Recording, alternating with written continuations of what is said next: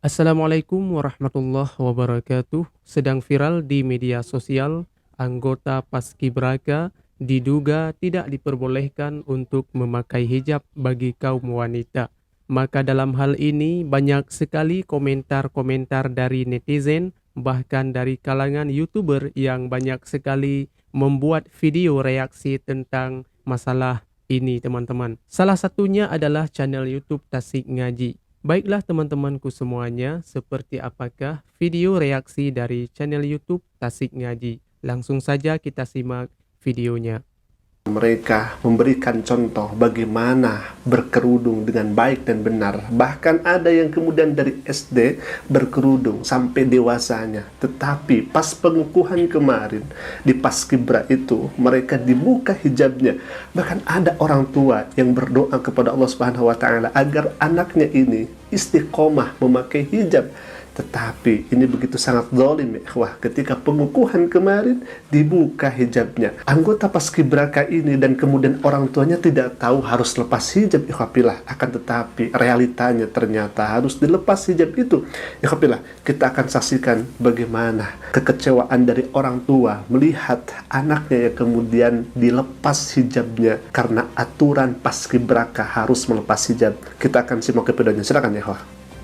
Kemarin nonton YouTube itu bangga, terharu karena sudah dikukuhkan sebagai Paskibraka Nasional 2024. Tetapi sekaligus juga sedih dan miris karena pelaksanaan pengukuhan itu anak itu tidak pakai jilbab. Nah, kami sebagai orang tua ini menanamkan nilai-nilai dasar atau fondasi agama itu.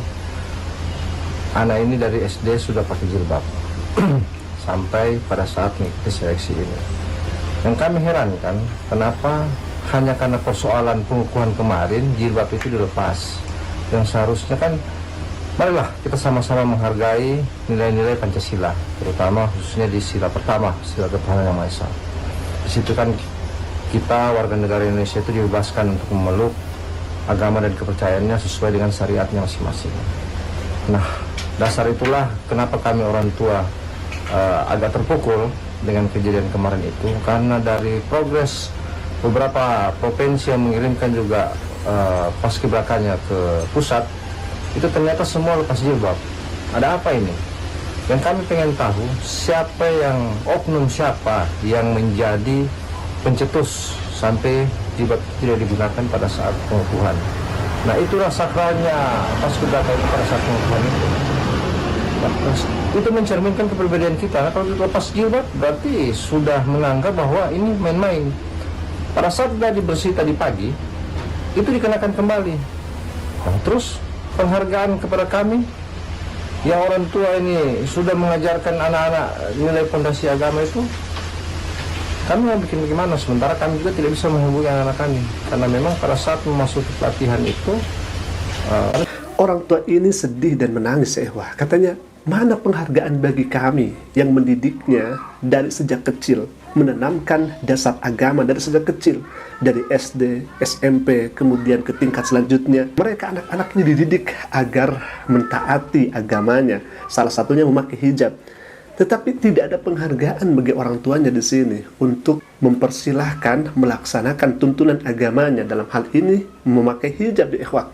Bayangkan orang tua mana yang tidak sedih ketika dari semenjak kecil dididik dengan didikan agama yang baik, memakai hijab.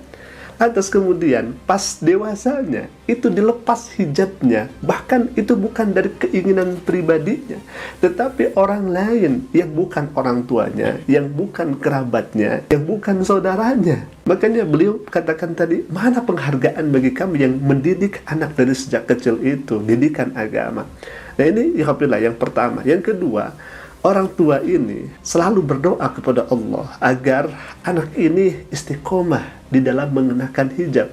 Tetapi pas pengukuhan kemarin justru harus dibuka. Kita akan saksikan videonya, silakan ya, Kak. Ya, saya tuh doanya kan selalu, ya Allah, semoga kita ini bisa istiqomah tetap pakai kerudung. Kalau saya selalu itu, sekali kemarin lihat di TV pengukuhan buka kerudung, muka dia pun kayak tegang gitu kan, nggak kayak biasanya. Allah bilang kejadian kan. Baik ikhwah, katanya mukanya tegang ketika pengukuhan kemarin. Berarti apa yang selama ini disampaikan oleh BPIP itu katanya sukarela, itu tidak benar, karena mereka-mereka ini curhat dulu kepada orang tuanya. Bahkan ada yang kemudian tidak curhat dan orang tuanya merasa menyesal, sedih melihat kejadian yang semacam ini. Alhamdulillah, sampai-sampai artis ternama yang bernama Gilang Dirga, beliau memberikan komentar yang begitu sangat luar biasa kepada BPIP, padahal beliau sedang sakit, alhamdulillah, beres dioperasi. Tetapi beliau menyempatkan waktu untuk mengkritik kebijakan hal tersebut. Kita akan saksikan bersama, silakan ya ikhwah. Seperti yang teman-teman ketahui, saat saya menjadi paskibraka dari zaman dulu memang dikelola oleh atau dipayungi oleh Kemenpora.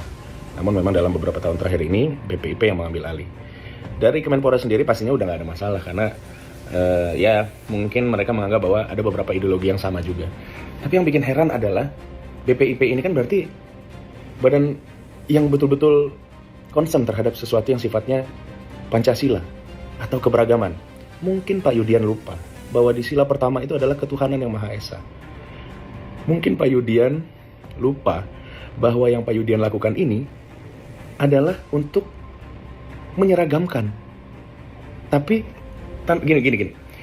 Ini adalah bentuk keseragaman. Beliau berkata bahwa ini intinya adalah supaya seragam. Tapi mungkin Bapak lupa, Indonesia itu justru beragam. Dan selama ini tidak ada masalah soal itu. Saya ketika misalkan sedang berjalan-jalan ke Bali, teman-teman saya, saudara-saudara saya di Bali pun juga menghargai kepercayaan dan agama saya. Begitupun saya ketika berteman dengan mereka, baik itu di Bali ataupun di Jakarta atau dimanapun. Justru hal seperti inilah yang dinamakan Bhinneka Tunggal Ika. Tentu Bapak tahu dong bagaimana Pancasila ini terbentuk atas keberagaman, bukan keseragaman.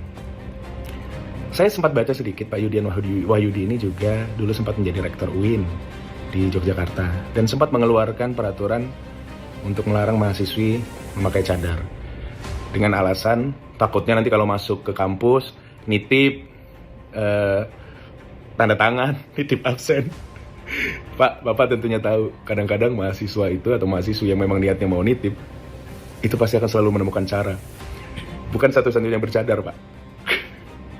Jadi, mohon maaf ya Pak ya, kalau memang Bapak saat itu berpikirnya takutnya mahasiswa, tapi pada saat itu Bapak rektor dan Bapak sudah profesor. Saya rasa terlalu dangkal Pak pemikirannya.